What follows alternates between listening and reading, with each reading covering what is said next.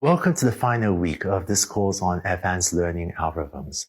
One of the learning algorithms that's very powerful, widely used in many applications, also used by many to win machine learning competitions, is decision trees and tree ensembles. Despite all the successes of decision trees, they somehow haven't received that much attention in academia, and so you may not hear about decision trees nearly that much. But it is a tool well worth having in your toolbox. So in this week, we'll learn about decision trees and you see how to get them to work for yourself. Let's dive in. To explain how decision trees work, I'm going to use as a running example this week a cat classification example. You're running a cat adoption center, and given a few features, you want to train a classifier to quickly tell you if an animal is a cat or not. I have here 10 training examples. And associated with each of these 10 examples, we're going to have features regarding the animal's ear shape, face shape, whether it has whiskers, and then the ground truth label that you want to predict is this animal a cat? So the first example has pointy ears, a round face, whiskers are present, and it is a cat. The second example has floppy ears, the face shape is not round, whiskers are present, and yes, that is a cat. And so on for the rest of the examples. This data set has 5 cats and 5 dogs in it. And the input features, X, are these 3 columns, and the target output that you want to predict, Y, is this final column of is this a cat or not. In this example, the features X take on categorical values. In other words, the features take on just a few discrete values. Ear shapes are either pointy or floppy. The face shape is either round or not round, and whiskers are either present or absent. And this is a binary classification task because the labels are also 1 or 0. For now, each of the features X1, X2, and X3 take on only 2 possible values. We'll talk about features that can take on more than 2 possible values, as well as continuous value features later in this week. So what is a decision tree? Here's an example of a model that you might get after training a decision tree learning algorithm on the dataset that you just saw. The model that is output by the learning algorithm looks like a tree. And a picture like this is what computer scientists call a tree. If it looks nothing like the biological trees that you see out there to you, is okay. Don't worry about it. We'll go through an example to make sure that this computer science definition of a tree makes sense to you as well. Every one of these ovals or rectangles is called a node in the tree.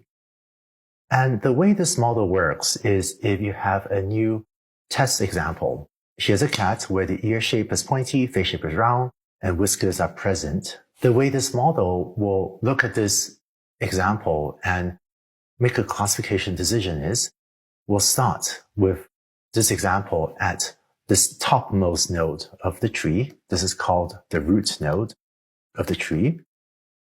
And we will look at the feature written inside, which is ear shape. Based on the value of the ear shape of this example, we'll either go left or go right. The value of the ear shape of this example is pointy, and so we'll go down the left branch of the tree like so, and end up at this oval node over here. We then look at the face shape of this example, which turns out to be round, and so we will follow this arrow down over here, and the algorithm will make a inference that it thinks this is a cat. And so you get to this node, and the algorithm will make a prediction that this is a cat. What I've shown on this slide is one specific decision tree model. To introduce a bit more terminology, this topmost node in the tree is called the root node. And all of these nodes, that is, all of these oval shapes, but excluding the boxes at the bottom, all of these are called decision nodes. And they're decision nodes because they look at a particular feature, and then based on the value of the feature, causes you to decide whether to go left or right down the tree.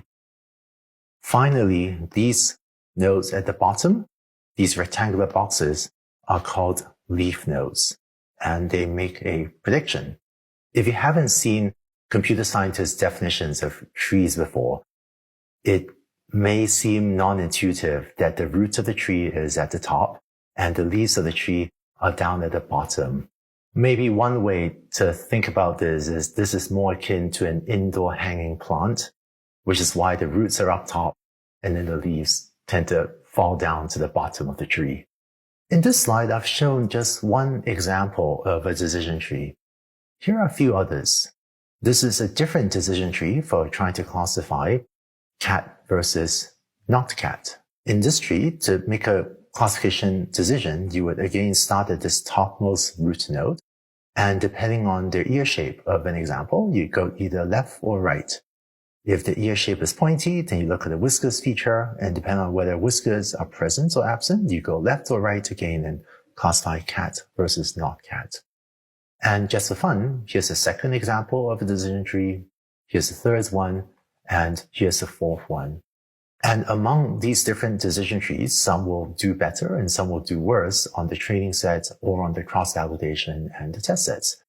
So the job of the decision tree learning algorithm is, out of all possible decision trees, to try to pick one that hopefully does well on the training set and that also, ideally, generalizes well to new data, such as to your cross-validation and test sets as well. So seems like there are a lot of different decision trees one could build for a given application. How do you get an algorithm to learn a specific decision tree based on a training set? Let's take a look at that in the next video.